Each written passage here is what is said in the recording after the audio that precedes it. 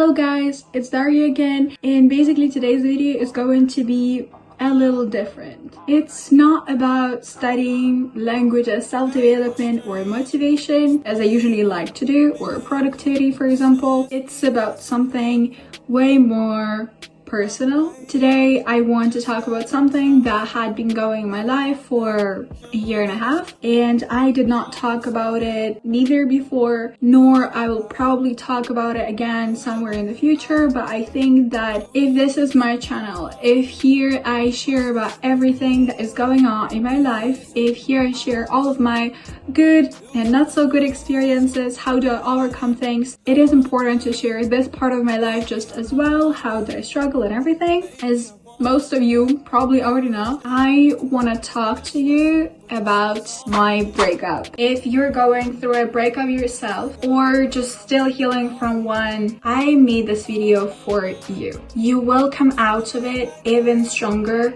than you were before meeting them. Before all, I really want to share with you my beautiful Instagram, and I do advise you to basically go and subscribe. That's it, and I think that right now we can start. Let's go.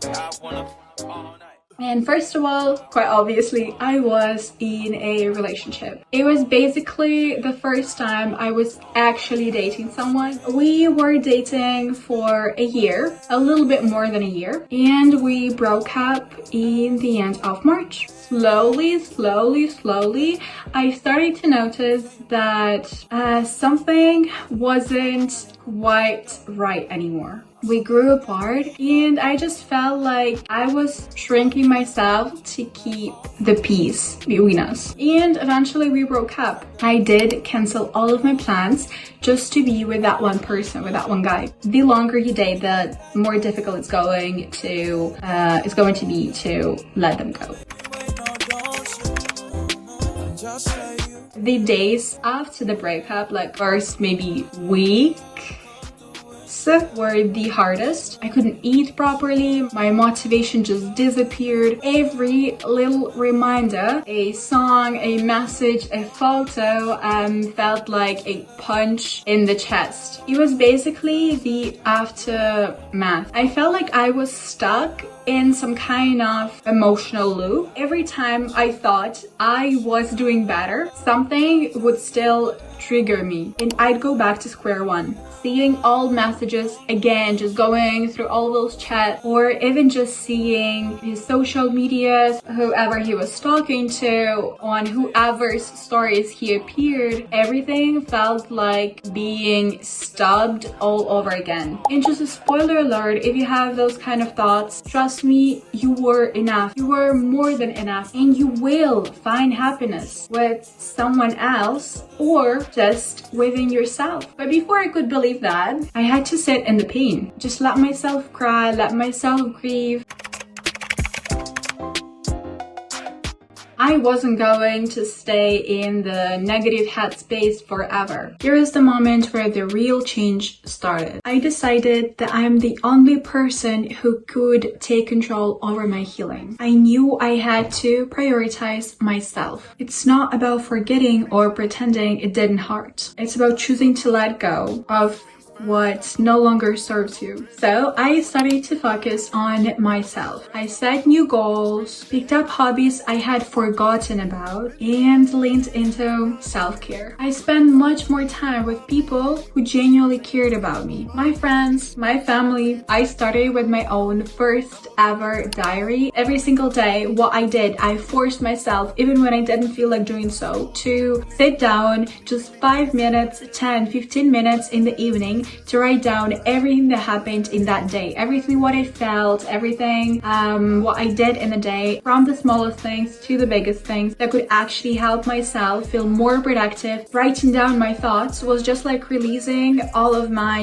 pent up emotions that I hadn't let go of, as well as I also gave myself just permission to have fun again. I did things that made me happy before, no matter how small they were. before. Whether it was watching my favorite TV show or just a movie, a film, I started going for walks again, and instead of taking a bus after school, the first thing I was doing is just walking down to the town center and maybe going to some shops and doing window shopping. And I was just taking some time to relax. I needed to rediscover joy on my own. How do I make myself happy without his presence in my life? This was the most important part of my personal healing. You can't rely on someone else for your own happiness. You have to find it within yourself again.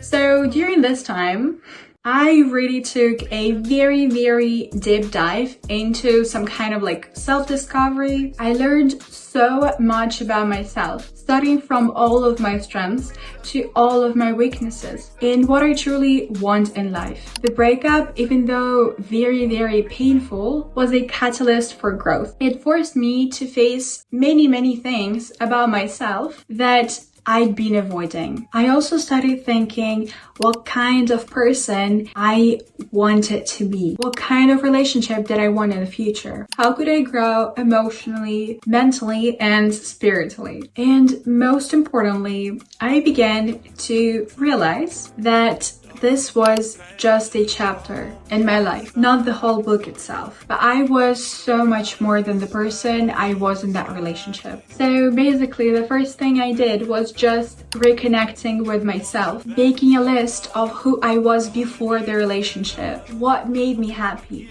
Who made me happy? What were my dreams? What were my goals? I started chasing them again. The second thing that I did was building my routines. And that's very important to understand and think about what is your normal routine without that person being present in your life. So basically every morning I did something that grounded me, like a 10 minutes yoga in the morning or 10-minute stretch, or like herbal tea, which was not my favorite, but it did actually make me feel more relaxed. I was doing just anything to prove to myself, obviously, that I was okay on my own. The third thing that I was doing was learning something new. Trying to explain it, heartbreak is energy, and basically for most of us it's very negative and very pessimistic energy, because look at this, you lost someone who was very important for you,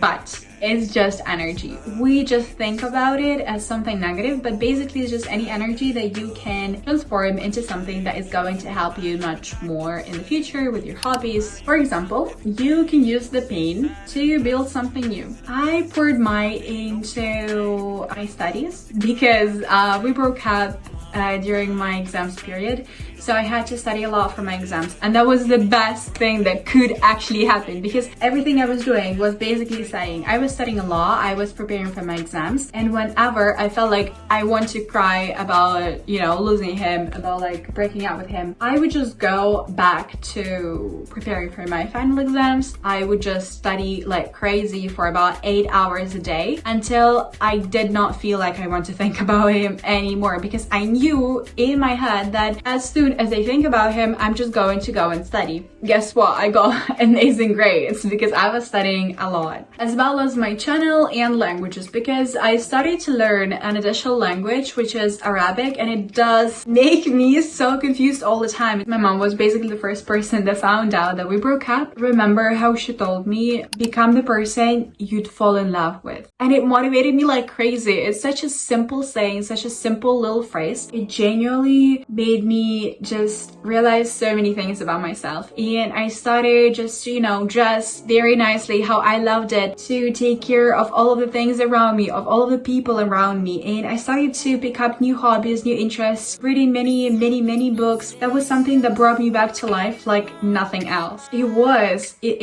will be such an amazing opportunity to rediscover who you are, who you want to be, and what you truly deserve. The hardest times lead to the greatest transformations. Nowadays, I feel stronger. I do feel wiser as well, softer in some ways, but stronger in another, but also more powerful. I look back and I don't feel bitterness. I just feel gratitude for whatever. It happened and it happened. It was meant to be. This heartbreak basically just led me back to myself. I no longer need someone to make me feel loved because I give that love to myself every single day. Now, looking back, I realized that I am stronger, I am more resilient, and the most important, much more confident that I was before, that I have ever been before. The breakup was one of the hardest experiences of my life, but it also taught me invaluable lessons about self-love, healing, and growth. If you're going through something very similar right now, you have to remember those 3 little things. You are allowed to hurt. It is difficult for your mind, for your heart, first of all, to deal with it somehow. So you are allowed to grieve. You are allowed to miss them. It's okay if you feel bad. It's okay if you feel like you have to cry a little bit. It's okay if you feel like you want to maybe have some distance, keep some distance from everybody and take a moment to just be with yourself. And the third, most important one, you deserve to heal and move on. There is light at the end of the tunnel, and I promise you, you'll come out of this much stronger than you ever imagined. Use the speed to grow, to glow, because love will find you again eventually. But this time, it'll meet you when you are already whole. And if this video helped you in any possible way, even just a little, please share it with someone who just needs to hear this too. Thank you so much for watching, and I do hope a lot that my story might help you. If you found it nice, interesting, helpful, make sure to like, comment, and subscribe. And I'd love to hear your own stories in the comments. See you in the next one. With all my love, Daria.